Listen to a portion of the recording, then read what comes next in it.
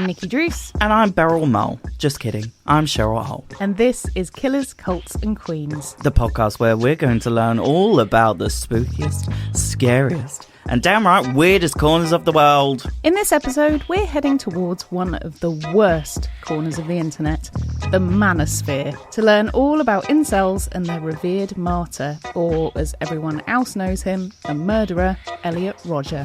I didn't realise there were so many different ways you could say misogyny. So if you're just a neck, you're an incel. This episode's tickled me already. Sorry, I've only got 3 chins. You're not coming into the club. Are you ready? It sounds like a science lesson. Incels?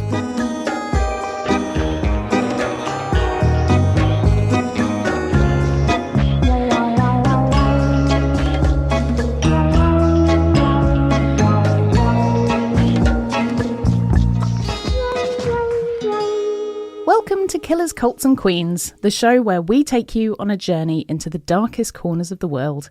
Today, we're heading somewhere dark and filled with misogyny, the manosphere, where we're going to uncover the gross world of incels and take a look at the life and death of the first incel martyr and abhorrent murderer, Elliot Rodger. But before we do that, how have you been? I've been really good. I'm not going to lie to you. I had a little tumble, not a bad one, off the tube today. Oh no! It was one of those where you catch yourself. But it's so embarrassing that you're like, oh, Christ, everybody's watched me do this. Right in the peak of travelling. Like, everybody's on their way to work, so everybody's beady-eyed and looking for somebody to laugh at. And unfortunately, I was the clown in Paddington. Yeah, it's not the pain of falling over, is it? It's the embarrassment, I think, which is worse. It's the emotional pain that really is the trauma. It's the trauma. You know what? In the words of Destiny's Child, I'm a survivor. So I'm here to tell my story today. How are you doing, Nikki? Yeah, fine. I also had a tumble, not this morning, but like a week or so ago. And I fell over on the way to the airport to go and catch a flight and scraped up the whole of my knees. And they've only just healed now. Oh, and no. It was awful. And I was sat on the train on the way to the airport with just like oozing coming out of my knees. Not the pussy knees. It was because I ripped... sorry if anybody is squeamish, because you're not going to like this. Well, they're listening to this podcast, so I don't think they're that true. Squeamish. You're probably all right, but I scraped off so much skin that it wasn't even blood. It was just ooze coming out. Now, I'm not going to lie to you. I can really relate to that, because if you could see my knees... They are covered in like actual scars. Oh. And this is because of rhinestones that dig into my knees when I'm on stage. Because your rhinestone tights, yeah. And all my costumes. So like, say if I do a dip or I fall to my knees, it's game over. So unless I plaster my knees pre-show, I will just break skin. Yeah, because some people put like actual knee pads on, don't they, underneath their tights? It's just a bit too bulky for me. Yeah. So a good old elastoplast and I'm ready for action. But when you said you took a tumble, I was like, wait, did you tumble out of bed and stumble to the kitchen?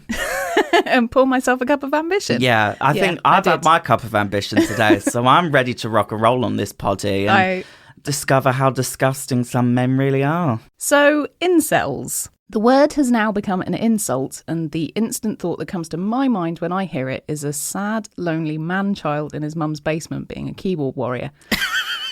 Sad sap. Yeah, exactly. But sometimes that anger crosses over into real life and they can become very spiteful and dangerous people. So what do you know about incels? Well, I have to say, sitting down in this studio today and you say, we're talking about incels, I thought she said insects to begin with. That would be nice. I would love that. Let's do a show about insects. Little bugs. That's the after show. Yeah, little cute bugs. That would be lovely. That's the after show. But yeah, I have no clue what an incel is. But once you say it, it's like an imbecile. Yeah, kind of. But it's actually a shortening of 2 words. But we will get into that later on. Oh, good. Good to see you, Jen. Okay, well, steel yourself because we're about to jump headfirst into the dreaded manosphere. Into the unknown! It's a warm May Saturday evening in Santa Barbara, California, and in the college town of Isla Vista, Fraternity and sorority houses are preparing for a night of partying. It's a place with a huge community spirit, with wild house parties being thrown many nights of the week. For many students, it's the perfect place to be, but not for one 22-year-old. For him, it was a constant reminder of his own inadequacies. A self-professed loner with social issues, he'd been on a quest to lose his virginity and get a girlfriend, but it had not been successful, and he was painfully lonely. To help him cope with this, he began writing down his thoughts on his situation, turning them into a bitterly worded manifesto, which ran for 137 pages. What's that, Sam? Outlining his so-called life of injustice. At the heart of his magnum opus, as he saw it, was his final plan, his day of retribution. And after years of planning, the day had arrived. He was about to murder and injure 20 people who were just going about their day, all because he was a virgin. Excuse me? Excuse me. I know several virgins, but I wouldn't... Even when I was virgin, I was like, does anybody want me? Would anybody want me? But I was also 16, so... Yeah, he's a bit older. I'm not sure how I feel about this already, and we're a couple minutes into the poddy. Why would you resort to, do you know what? Nobody shagged me, so let me get some weapons and kill 20 people. Like, specifically 20 people. Like, are these people that have turned him down? Are these people that have rejected him? Are these people that have laughed at him? Like, is this a hit list? Is he part of the mob? Well, we're gonna find out.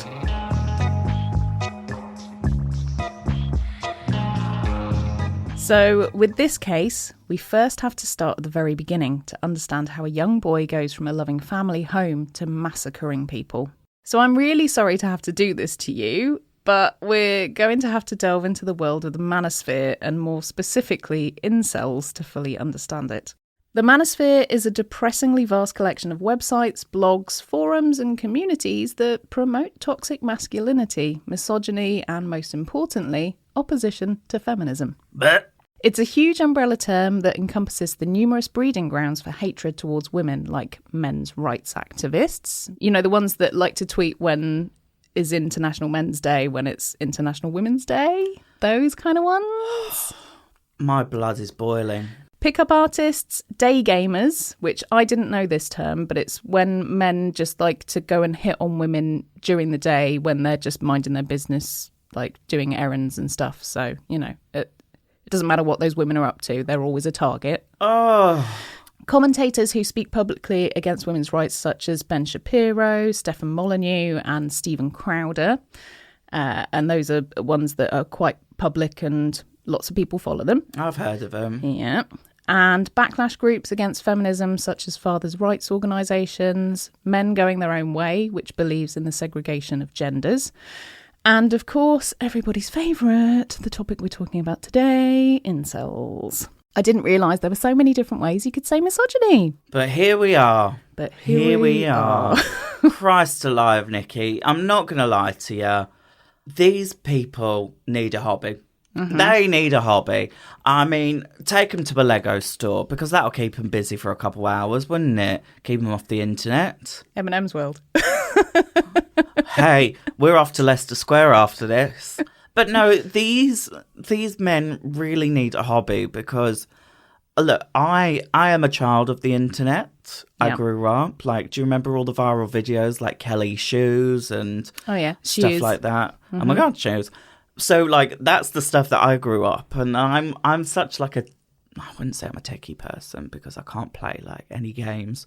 But like, I would always be online, present on the internet, but I also would get out of the house. Yeah, these people have very much encompassed the whole of the internet into their personalities, and like the worst parts of the internet into their personalities. And it's about to play out in something really rather awful. Shock. Now, to just do a very simplified version of this real-life horror show, the general gist is that they feel they're entitled to women in whatever way they like, be that sex and relationships and their bodily autonomy, and see them as objects that should serve them instead of being equal to them. What's this, the 1950s? Yeah, apparently so. Now, the word incel is an abbreviation of the term involuntary celibate.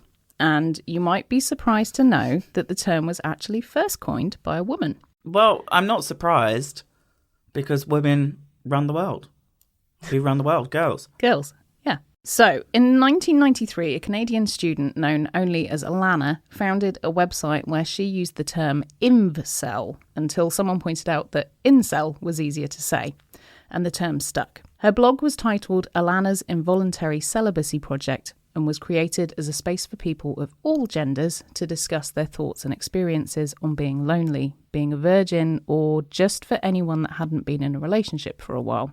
That's very inclusive. Yeah. So generally, it was a nice place that she set up to begin with. Yeah. She's since spoken out about the state of the manosphere and the incels' part in the internet cesspool, saying it definitely wasn't a bunch of guys blaming women for their problems.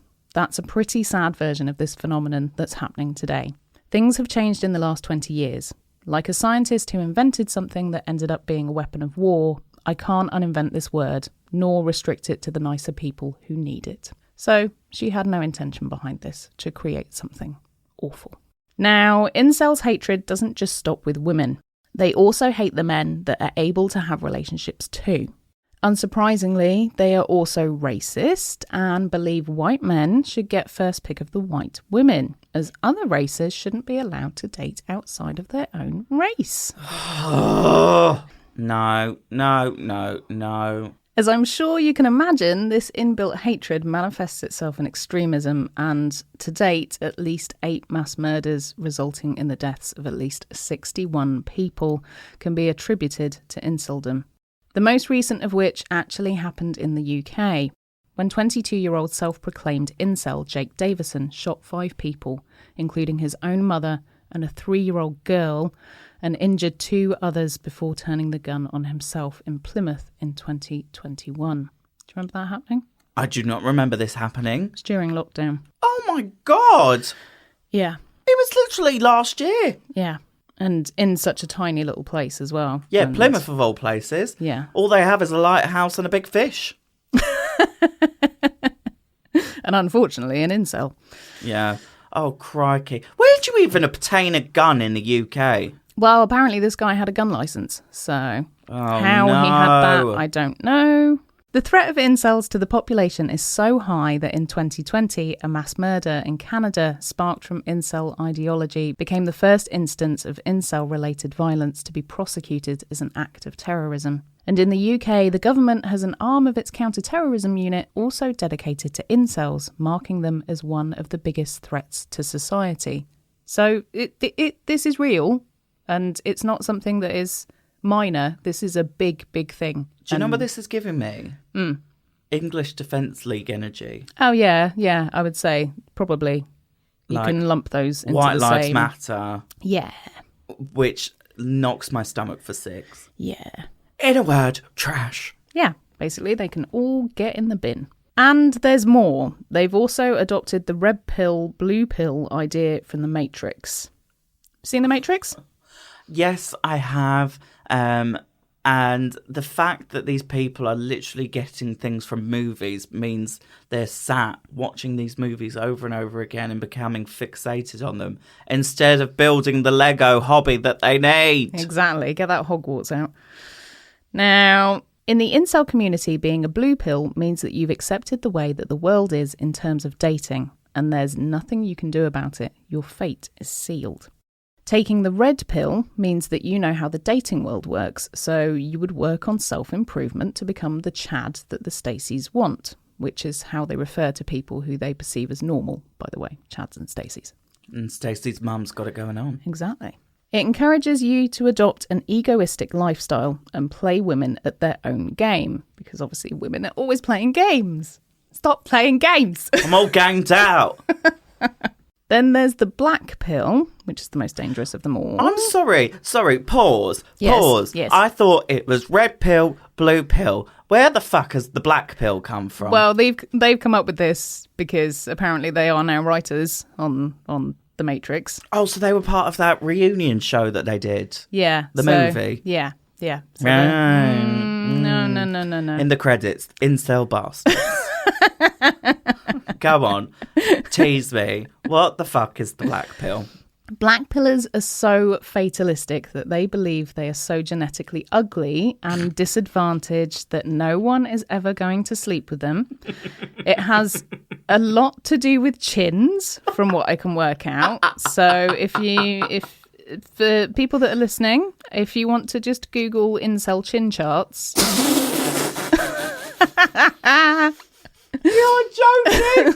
It really does. There is a whole thing that they have about chins, and I'm really sorry to say that I had to go down the rabbit hole to find out. Well, Matrix related, I have had to go down the rabbit hole to find out about incels' chins.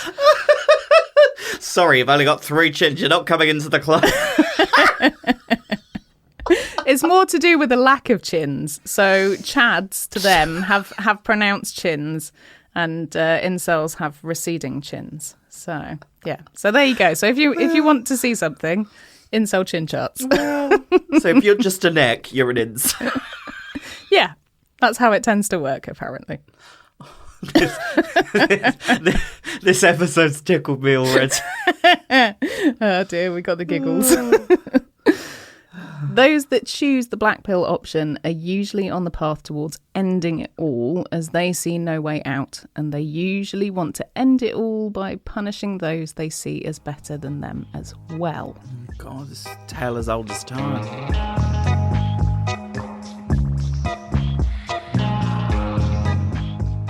So, now we unfortunately know what an incel is. It's about time we get to the main arsehole of the story, and head blackpiller Elliot Rodger. Elliot Rodger was born in London on the 24th of July 1991 to parents British filmmaker Peter and Malaysian Chinese film set medic Lee Chin Rodger. He had a charmed childhood, spending his early years living between the USA and England, going on expensive trips, receiving excellent education, and having everything he wanted. His parents weren't mega wealthy when Elliot was young, but they did have enough money for the family to have a nice enough living situation, and for Elliot to have a comfortable upbringing. He had a younger sister, but then his parents divorced, and the children split their time living between their parents' places, and his dad remarried. Elliot disliked his new stepmom, Samaya Akaboon, a Moroccan actress who, fun fact, and you're going to like this one, was famous for being in the French version of Desperate Housewives. I love Desperate Housewives. Yeah. I might have to watch the French version. Yeah. Yeah, I wonder if the story is different, because I know with a lot of these reboots and things, they just do them in a different language. Oh, that's fabulous. But the thing with children of divorce, it's a two-lane way I see it. You either accept that this is your life and you grow to love the person that's come into your family and your life, or you resent them because this is what's broken up your family and this person's ruined what you grew up knowing as your family. And I know there's lots of other routes and avenues that people deal with it, but normally it's left lane, right lane. And he's definitely gone down the right lane and he's like, fuck you, you ruined my family. How dare you go back to France? Yeah, you've already guessed it. So Elliot was not happy when he found out his new mum was expecting. And not long after, he had a new baby half-brother named Jazz, whom he took an instant disliking to. Oh, God, this is where it begins. Now, we know a lot about Elliot Rodger, all thanks to his lengthy, rambling and self-indulgent autobiography, My Twisted World, The Story of Elliot Rodger. He's written a book. It's essentially a 137-page manifesto. It's available to read in full on the internet, but I really wouldn't give it your time unless you have very low blood pressure and you're looking for a way to raise that, because seriously, it's infuriating from the very beginning. Here's a little taste from the introduction if you're interested, which I reckon you probably are. I'll go for it. Humanity. All of my suffering in this world has been at the hands of humanity, particularly women. It has made me realise just how brutal and twisted humanity is as a species. All I ever wanted was to fit in and live a happy life amongst humanity, but I was cast out and rejected. forced to endure an existence of loneliness and insignificance, all because the females of the human species were incapable of seeing the value in me. This is the story of how I, Elliot Rodger, came to be. Oh, how dramatic. Well, I would like to give props to you, Nikki, because that was a beautiful rendition of some bastardry. No, but like, it's very Shakespearean of the levels of drama in just that introduction. Mm-hmm. And also, I'm going to mark him down because he uses the word humanity 3 times in just... Get your thesaurus out. Yeah, in just one paragraph. So, therefore, I mark you down to give you a C. We're being harsh invigilators here. Exactly. Elliot grew up as the weird kid at school, and what with his family moving around a lot and the divorce, he ended up moving schools many times and found it difficult to settle, which he really struggled with. He lasted only 1 week at one school after he was relentlessly bullied by his fellow classmates for being strange. But it wasn't all sad for young Elliot. Seeking friends outside of school, he found community in the online game World of Warcraft, becoming obsessed with it for a number of years, even into his 20s. Another thing he was obsessed with, want to take a guess? Oh, don't say Lego after I've said all these people need a hobby of Lego. No, it's not something quite so wholesome as Lego. Okay. Let me guess. Is it another game? No, it's not. Well, technically. It's played between 2 people. Porn? No, he just becomes obsessed with sex, just in general. Oh, okay. He discovered what sex was on a trip to the local internet cafe, which he and his friends used to frequent in order to play games, when he peered over the shoulder of an older teenage boy who was watching porn.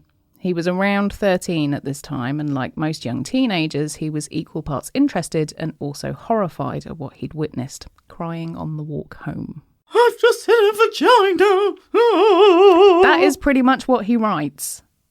Really? Yeah, in his manifesto, he says that it was very graphic and he didn't understand what it was, and it frightened him. Do you know what? I'm gonna throw something out there. I think he might be a little bit on the spectrum of sexuality. I think he might have dabbled in the others, and he just wasn't sure how to cope with it. Quite possibly. Because I've been, obviously, for everybody out there listening, I am not a cis female. I am a cis male drag queen, which is also a homosexual. So I have obviously gone through the journey of, I mean, I knew from the jump, but obviously in school everybody's like, yeah, girls, vagina. I'm like, right. No, thank you. So I just had to be curious and have a look in a butcher's. And I was like curious, but also horrified. And I was obviously curious because I was attracted to the men. So I can understand. And I think there's been so many cases in the past. And I know that's nothing to do with incels as such, but there's so much internalized homophobia towards themselves that they project so much hate out into the world because they cannot accept themselves. So they project it onto others. So I don't know. I'm on the case, and I think there might have been a dabble of sexuality curiosity going on with good old Elliot. And that's why he was also projecting his hatred to females in the world, because he didn't know how to handle it. Interesting theory. I like it. But as the hormones kick in and he goes through puberty, Elliot's initial horror of what he saw in the internet cafe turns to curiosity, and he becomes obsessed with girls, particularly blondes, and he sets his sights on getting a blonde girlfriend. He grows jealous of the friends he knows that are losing their virginities and getting girlfriends, and he sees his inability to do so as probably the biggest injustice ever, as he believes he is superior to all of them and should therefore be fighting off women with a stick. It's during this time the inciting incident happens which makes him begin to hate women. A blonde girl in 7th grade at school starts picking on him. He takes this to mean that all girls must hate him, and so the self-loathing and misogyny begin. However, when you're at school, that's what kids do, and you are taught by your parents that girls will take the mickey out of you, or boys will take the mickey out of you because they like you. So maybe he was just not picking up on that clue. No, because he's become so in this bubble that he has no clue what's going on. Exactly. In the real world. As he graduates high school to go to Santa Barbara City College in 2011, things really begin to head downhill. Elliot has a plan. He decided to shack up in Isla Vista, a well-known college party town full of fraternities and sororities. And in Elliot's mind, full of blonde sorority girls that he'll be able to lose his virginity to. But the fantasy Elliot had been harbouring of meeting a pretty young blonde woman that was obsessed with him did not materialise. However, in his mind, he was going to make it happen. Now, Halloween in the USA is huge, and it's no different in the college town of Isla Vista. All the frat and sorority houses would throw huge house parties in October. There'd be partying on the street, DJs, keg stands, the whole shebang, you know, kind of a big, nice 90s college party. Yeah. I would have loved to. Yeah, I'm a mouse, duh. And Elliot thought this was his time to shine. He decided he would go to all the popular streets on Halloween night with a couple of his friends and get in with the popular crowd. But the slight problem being that he and his friends lacked the confidence to actually go up and walk into any of the houses. You go in. No, you go in. I know. I can just imagine just their little sad faces standing outside, staring up at the windows. It's like a scene from a movie. They spent the night walking around the town, watching other people having fun, whilst they just looked on, desperately wishing they could join in, but being too socially awkward to jump in. The woe is me attitude continued for the whole first year of college. Elliot even started acting out at people he was jealous of, throwing coffee at a couple who he saw kissing in Starbucks. Hot coffee? I don't think they reported getting injured, so yeah. Maybe it was an iced Maybe latte. an iced latte. He then chucks more coffee at girls that didn't smile at him. Then he fills a super soaker with orange juice to spray a group of friends playing kickball in a local park. So he's already starting to amp up. This is not violent, I would say, at the moment, because he's not technically hurting people, but this is acts of... And he doesn't get caught for any of this. Instead of maybe thinking to himself, maybe I'm the problem, he instead starts to think that the only way he can get a girlfriend is to get rich, and get rich quick. As to quote Good Charlotte, girls don't like boys, girls like cars and money. So he starts thinking about how he can make a lot of money fast. And how do you think he thought he was going to do that? Time to win the lottery. Oh, yes. Of course. Now, it's important to say here that Elliot isn't poor. He has nice things. His mum and grandma send him an allowance every month. They buy cars for him. They take him on nice holidays. But still, it's not enough for him. He sets his eyes on the 100 million lottery jackpot prize and buys a bunch of manifestation books to ensure that he claims his destiny. He spends weeks visualising the win, putting all of his eggs in the 100 million basket, only to buy one ticket and, of course, lose. Because if visualisation was all it took to win the lottery, we'd all have Bentleys and gold toilets. This inevitable outcome is a crushing blow for Elliot. He can't get girls because of his personality, and now he's not got the money to win them over either. Now, looking at this from the outside, it's hard to understand how much of an impact being a single virgin had on Elliot. So here's an extract from his manifesto. Again, sorry about that. Here we go, chapter 2.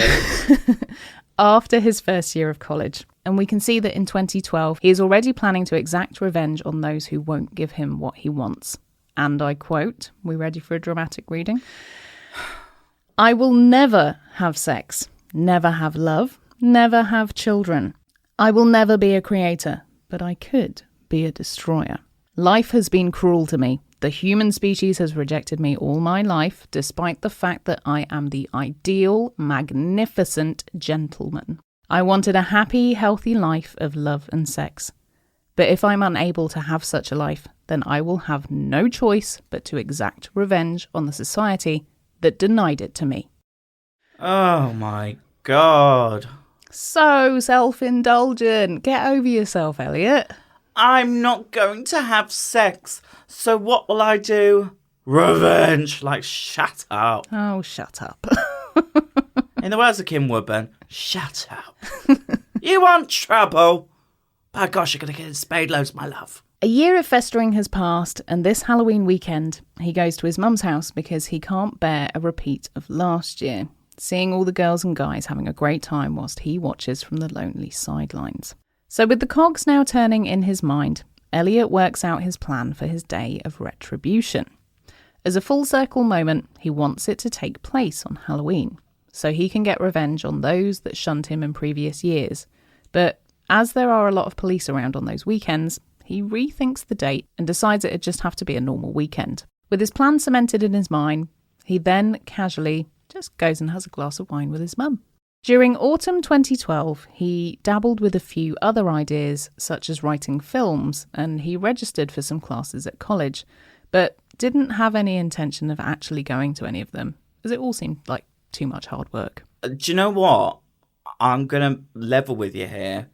He's been spoon-fed his entire life. So, of course, he doesn't know what hard work and grafting is. It's because he's been given anything that he's ever needed. Yeah. I will say I have come from a place of privilege. I was a very fortunate child, but I was also given the tools to go out there and go earn my own graft and really fight for what I wanted. Yeah.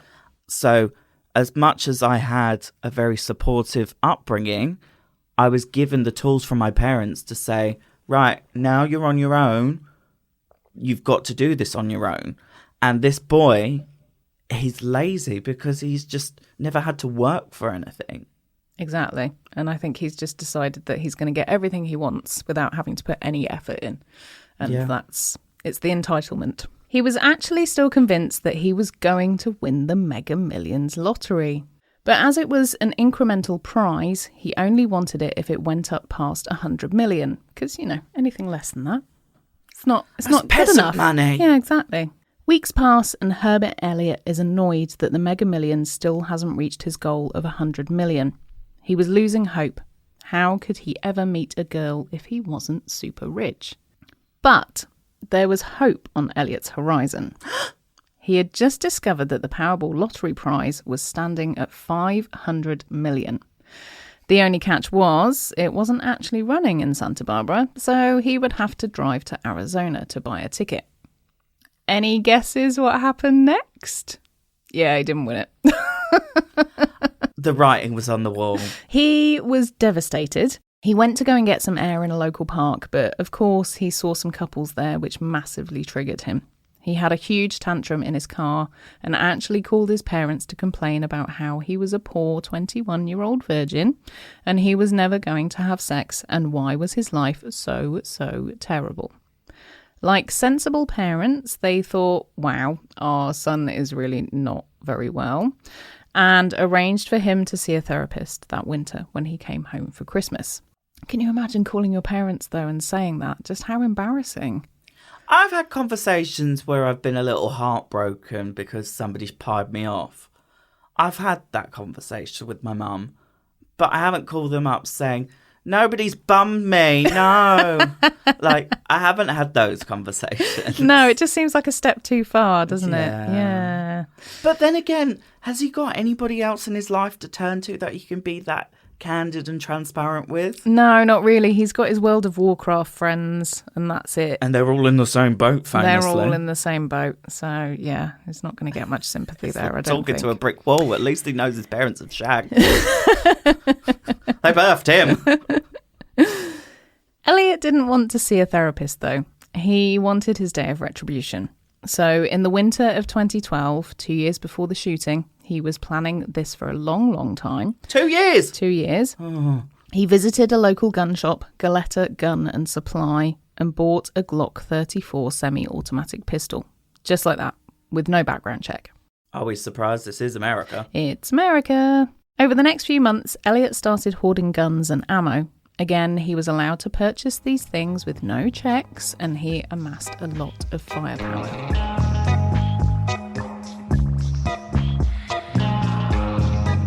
By the spring of 2013, Elliot had driven to Arizona 3 more times to buy Powerball tickets, each time sure that he would be the worthy winner of the money. Each time that he lost, he fell deeper and deeper into this awful hatred and entitlement to women. After losing 3 times in a row, he went and bought his next gun, another semi-automatic handgun. This handgun cost over $1,000. But where was poor lonely Elliot getting the money? Well, remember his mum and grandma paying him a weekly allowance? Mm-hmm. He was saving that all to buy weapons, which I'm sure grandma would have been really happy about. That would send her to an early grave, I'm sure. Over the next few months, Elliot would come to think of women as mentally flawed.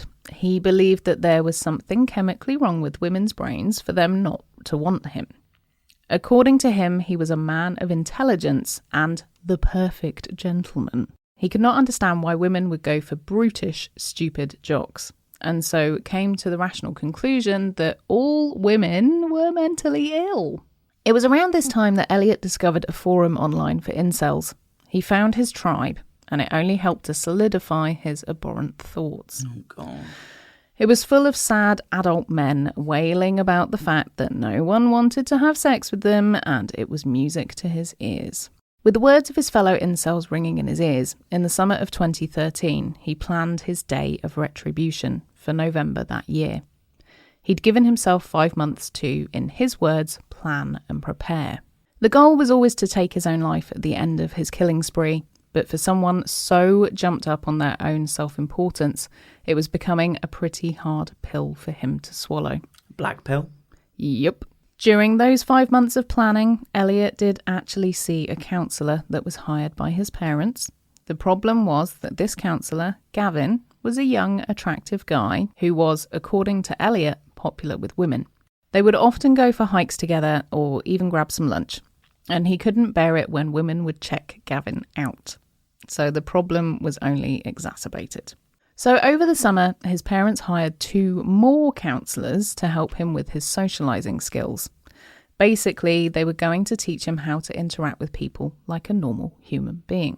Elliot actually was kind of into this. He thought maybe he could turn his life around in 5 months before his planned killing spree. Oh, if only. I know. So one of the counsellors was Carlin, a guy in his mid-20s who went out with Elliot one night in Isla Vista to walk around and chat. But of course, Elliot, being the sex-obsessed creep he is, quizzes Carlin on how many people he slept with in Isla Vista. When Carlin honestly answers Elliot and tells him he slept with 4 girls in Isla Vista, Elliot is furious and refuses to see him again. Jealousy. Mm-hmm. And I don't know whether Carlin was hot or not. So Right, this is where I cannot even pipe up here, because you mentioned the word Gavin, and Gavin sounds sexy already. So I'm like, I can't even comment. I know, I'm like, oh, I wonder what Gavin looked like.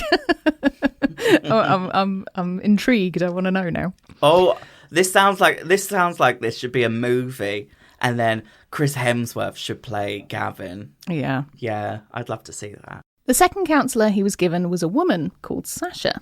She was only a year older than him, and she was also blonde. And we know how much Elliot fetishizes blonde women. Oh. They hang out for a bit, and he admittedly has a good time, but his misogyny seeps through, and he becomes resentful that he has to pay this lady for doing her job of counselling him, but he sees it as her providing him with company. He makes it weird and ends the counselling.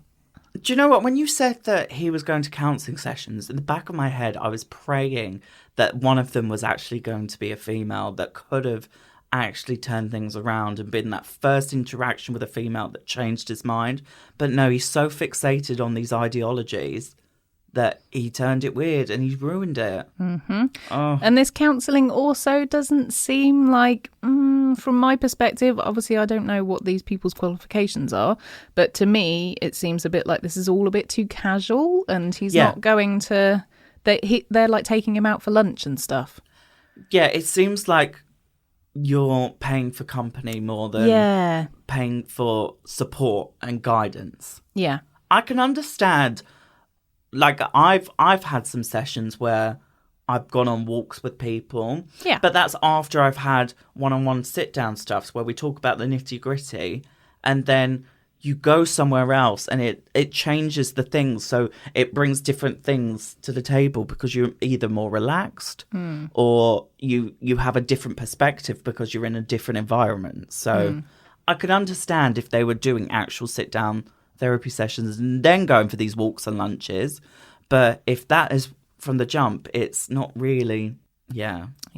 Don't come for me, therapists, if that's your technique. Elliot's 22nd birthday is on the horizon, and instilled with a new burst of energy for his quest to lose his virginity before he turns 22, he decides to go out on the town. He gets absolutely hammered before he leaves his flat, and then heads to the part of town where all the frat and sorority houses are. So he's just obsessed with going to these, these little college places. It's because it's what he wants. Yeah, it is what he wants. At least this time, he makes it through a front door. Bravo, Elliot. Well done. But that's mainly because he's backed up with Dutch courage. He enters one party, but soon becomes frustrated that no one is flocking to him to compliment him or dance with him. And then he gets racist. Elliot, as we know, is mixed race. His father is white British and his mother is Malaysian Chinese. Now, he's always assumed that girls don't want to sleep with him because he's mixed race. No, it's not because of that. It's because you're an arsehole. You're an arsehole and you're standing in a corner not talking to anybody but just staring. I know. And why is anybody going to come up to the guy that's like, in the corner staring at you? No, Look at those great big knockers. So when he sees a pretty blonde sorority sister chatting up an Asian frat guy, he loses his shit. He goes up to the pair of them and shouts angry racist abuse at this poor guy before slipping and falling and then drunkenly stumbling away. He's then so angry at himself that he stands up on a ledge and pretends to shoot people before trying to push some other girls standing in that area off the ledge. It was a 10-foot drop. Oh my God. So the anger is now erupting. We're getting physical now. Yeah, this dormant volcano. Yeah.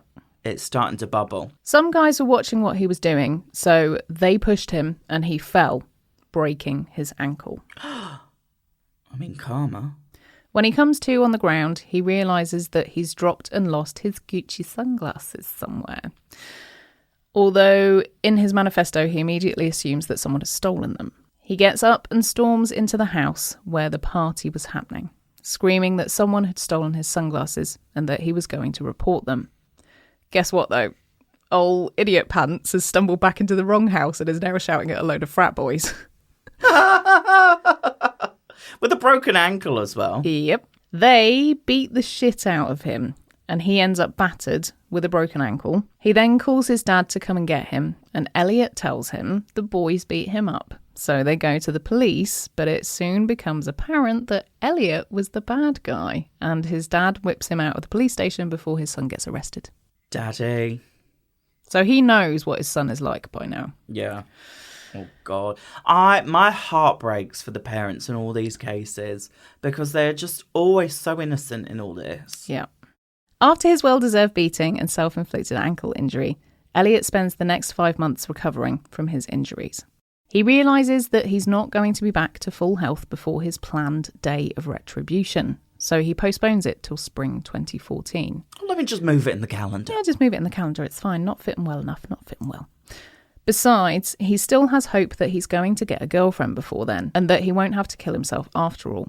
By early spring of 2014, he has his sights set on April the 26th as the day he will kill as many people as he can find. He'd planned everything out. First, he'd travel to his father's house to kill his stepmother and little brother.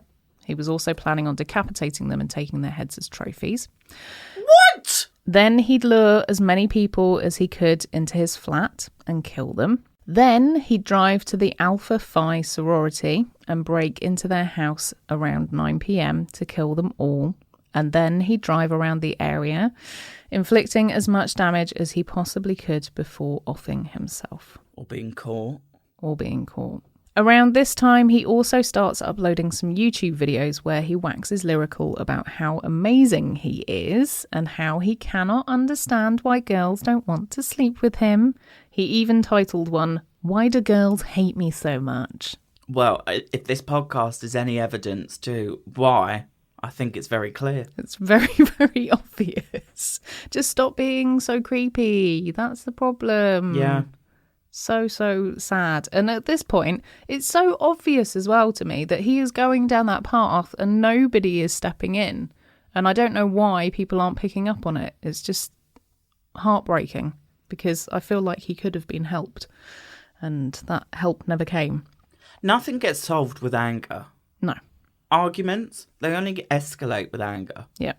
Saturday the 26th of April was approaching, but on the 24th he woke up with a cold, so again decided to postpone the attack until the 24th of May. So we're now taking a month to get over a cold. He loves himself too much. Yep. He was almost stopped a few weeks before May 24th when his mum saw the videos he'd uploaded to YouTube and called the police asking for a welfare check. Well done her, because that's a brave thing to do. Elliot managed to persuade them he was fine, but had they searched his flat, they would have found 3 semi-automatic handguns, a shit ton of ammunition, and all of his written plans. But they never did, and they deemed Elliot was mentally well enough to not warrant further investigation. But after this, Elliot is shaken and devises a backup plan in case police come knocking again. He stashes guns near his bed in case he has to have a police shootout. So, sadly, the 24th of May rolls around and Elliot doesn't back out this time. He decides to go through with his plan. He started in his flat, brutally murdering his 2 flatmates, 20-year-old Cheng Yuan Hong and 19-year-old George Chen. Both roommates were found in their respective rooms, and it's thought Elliot killed one of the men before he then waited for the other to return home before killing him as well. He then killed 20-year-old Weihan Wang, who didn't live in the flat but who may have been dropping by to visit his friends.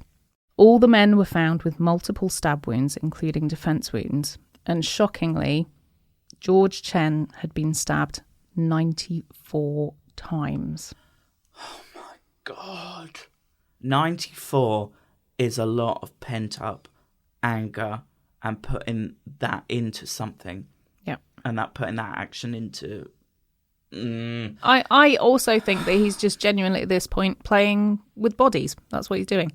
So he's got dead people in his flat, so what's he going to do? Sit there and stab them? It's just hideous. What happens if I do this? Yeah, exactly. I think that's what he's doing at this point. Psychotic. Yeah, absolutely psychotic. Elliot then left the flat and headed to a coffee shop and bought a coffee.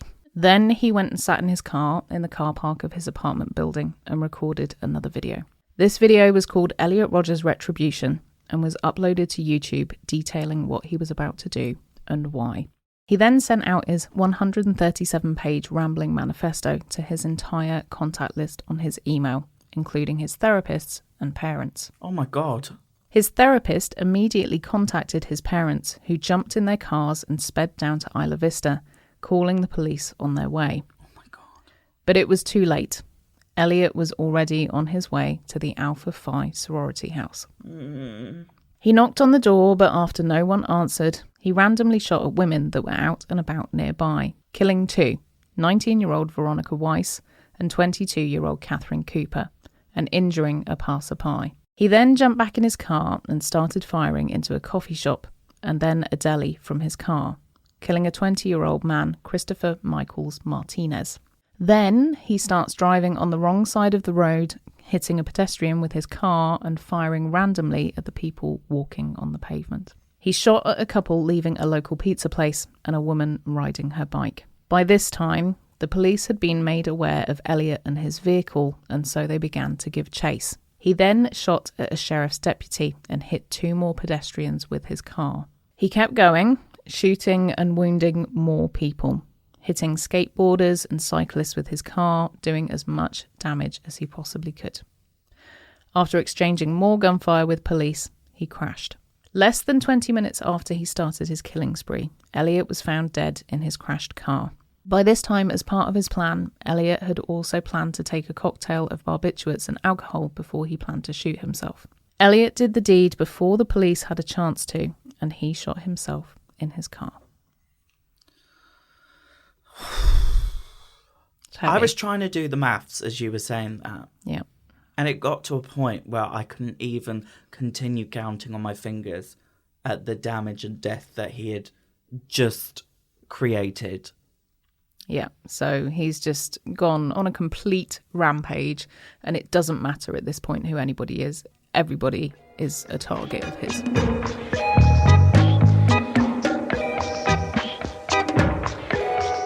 Elliot's killing spree on the 23rd of May has injured 14 and taken 6 lives. Veronica Weiss, Katie Cooper, Christopher Martinez, Weihan Wang, Cheng Yuan Hong, and George Chen. He had ruined countless lives, but to the incel community, he was a sickening poster boy for everything they stand for. He was their new hero. Elliot's retribution video was still on YouTube after the attack, and the community flocked to it. Oh no. Look, they should have... Oh, this is why the internet angers me, because things like that should have been nipped in the bud and taken down as soon as police knew who he was. You get onto it, you see, what are they posting? Where have they been? A quick search of somebody's name, you will find their social media profiles, and you can police can contact YouTube and be like, take this video down. Yeah. Because the longer it's up, the quicker it spreads. And like in this day and age of technology, you can easily save a video and spread it in amongst on these secret forums and whatnot and cause more damage. So of course these people are going to get this video and go, our king, our saviour, our lord. It's like a cult. Yep, that's exactly what it is. And it's, you know, he's decided to do everything that all of these people have been saying that they want to do. So he's now this revered martyr for having completed all of this. And he's basically given a poster of how to do it. Yep. Oh. In the days after the murders, fellow incels created fan edits, editing the original videos that Elliot had posted and reposting them as mock movie trailers or fan cams, which is so disgusting to me. Sad saps. A fake movie trailer called The Supreme Gentleman that was made in his honour was still on YouTube 4 years after the attack. Are you joking? Yeah. Violating those guidelines, but apparently YouTube didn't bother taking it down. Oh yeah, but a drag queen posting in lingerie gets taken down in 30 seconds. The community had started selling t-shirts with photos of Elliot in sunglasses and the words Supreme Gentleman stamped underneath. These better not be the Gucci sunglasses. He was glorified across the manosphere, with some users calling him Saint Elliot, or their patron saint. His name has now made it into their everyday rhetoric, and if an incel is talking about blackpilling and ending it all, they refer to their potential violence as going ER. And after months of hinting, one incel did just that. 4 years later, incel Alec Minassian killed 11 people and injured 15 others in a misogynistic terrorist attack. Before he left home to murder innocent people, he posted this on Facebook. Private, in brackets, recruit, Minassian, infantry 00010, wishing to speak to Sergeant 4chan, please. C2324961. The incel rebellion has already begun. All hail the supreme gentleman, Elliot Rodger. Cheryl has just put her head in her hands. I know this is a podcast, and I know you can't see me, but this is like secret underground conversation, like patient 00143 to your collection point, please. I don't know why we're in Argos now, but the rebellion. This ain't the bloody Hunger Games. I know. And it's just, I don't understand where you go from thinking, I don't really like women, to going, well, let's just kill everybody. It's like, how would what? It's a big leap. It is a huge leap. This ain't sports day, this ain't long jump. No. Whilst the world of incels does exist primarily online, it's scary to think about how easily young men who feel isolated can be weaponized and turned into very dangerous people through what is, at its core, extreme loneliness. Now, I don't want us to end on an awful note in this episode, so please know that there are charities out there which do a fantastic job of helping young men get their lives back on track and to find hope and love themselves after being involved in any kind of manosphere community. Mm-hmm. Hope Not Hate and Exit UK are both charities working to help men leave the far right and rebuild their lives. There is hope, and just to say, we will be leaving links to those charities and resources in the show notes. And that was the world of incels.